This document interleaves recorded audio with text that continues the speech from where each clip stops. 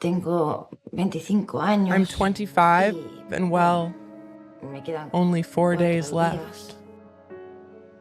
What would be a reason good enough to make you stop wanting to live?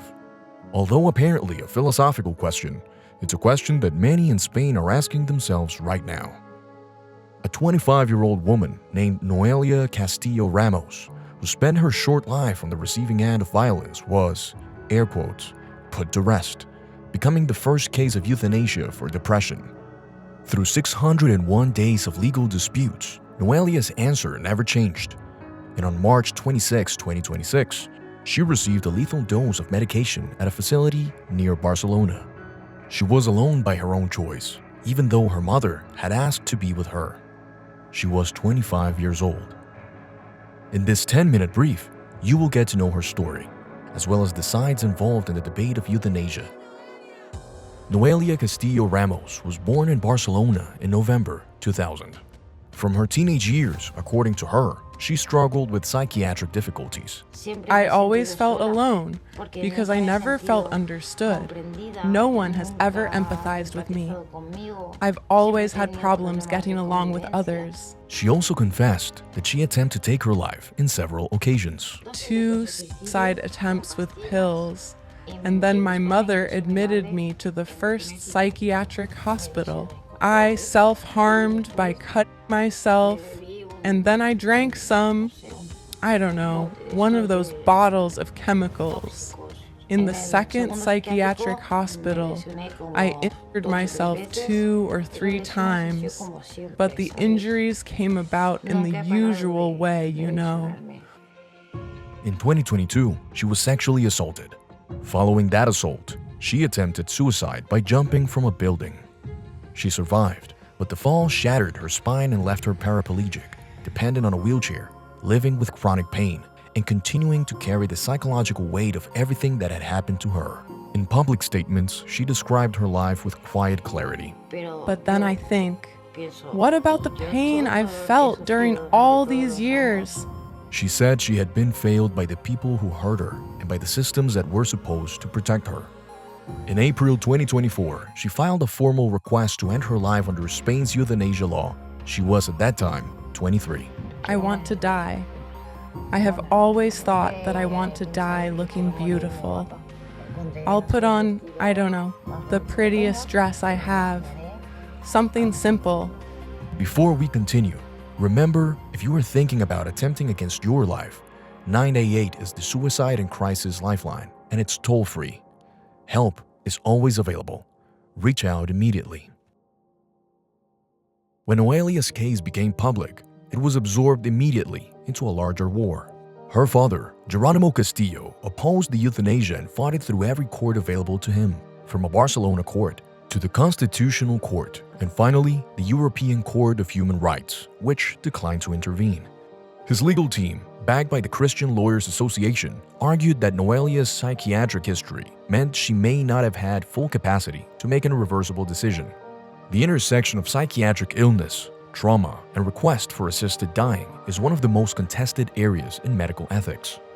Whether depression or unprocessed trauma can temporarily distort a person's view of their own future is a question that serious psychiatric researchers disagree about. On the other side, euthanasia advocates held Noelia up as a symbol of individual dignity, a woman fighting for the right to self-determination against a paternalistic legal system and a family that refused to respect her wishes. When suffering becomes a political argument, the person doing the suffering tends to disappear. Both sides in this debate, despite one of them being her family with genuine concern, attempted to speak for Noelia.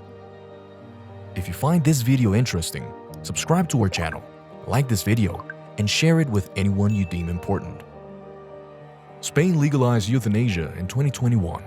The law allows an adult to request medically assisted death if they suffer from a serious and incurable condition that causes unbearable physical or psychological suffering, provided the decision is considered free, conscious, and informed. On July 18, 2024, the Catalonia Guarantee and Evaluation Commission reviewed Noelia's case.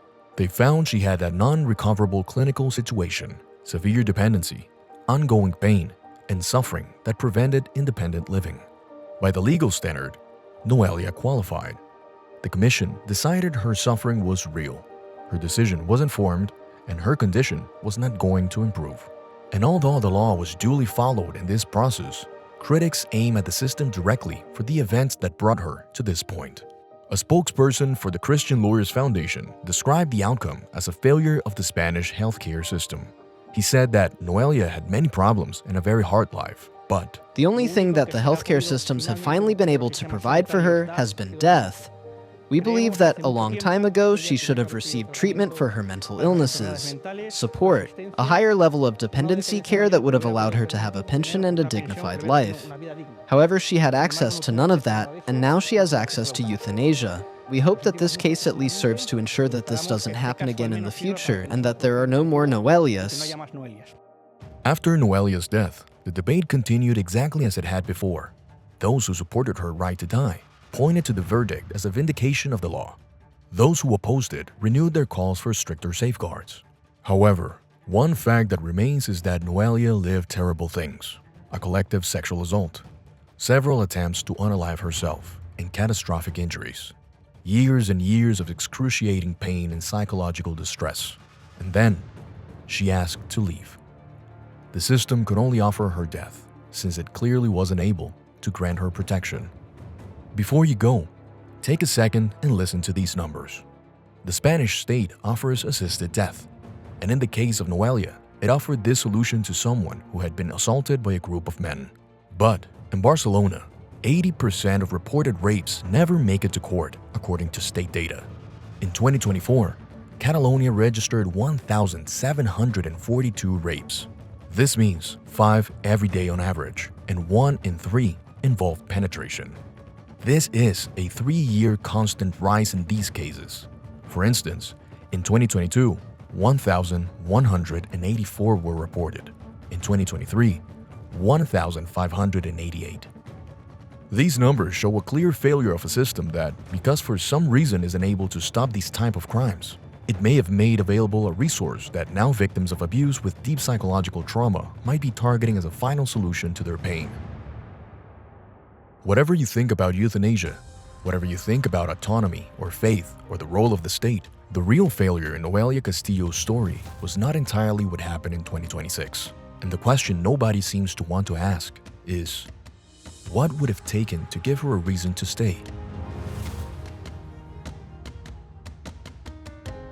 Leave your thoughts in the comments below and take the time to subscribe and like this video. This helps us bring more stories like Noelia's to as many people as possible. Don't forget to click the link or scan the QR code on the screen so you don't miss upcoming releases that will surely help you understand the world's most relevant events. See you in our next 10-minute brief.